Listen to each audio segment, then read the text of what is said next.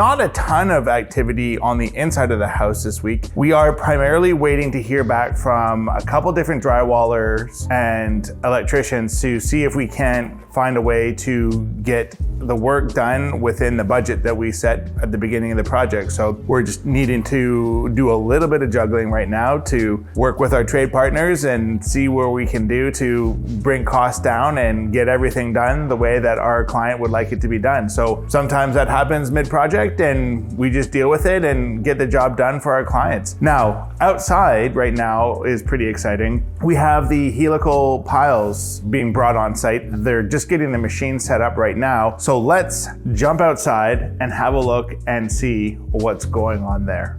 This is as far down as we dug, and we're just kind of sort of starting to touch solid bearing out here. What we've decided is going to be a far more cost-effective option for this project, and for many of our projects these days, is to actually have helical piles put in to serve as our structural support for this new stair assembly that's going to go in here. That's really important to make sure that these new stairs don't sink into the ground over time. All right, so when you see roots here, roots decay over time, right? And when they decay, they make space. And when there's space, sidewalks and things of that nature will collapse. So when your contractor tells you to get rid of all organic matter and you ignore them, your sidewalks and or your exterior landscaping will fail. It is not a matter of if, it's just a matter of when. Don't do that. Thank you so much for watching. Have yourself an amazing day.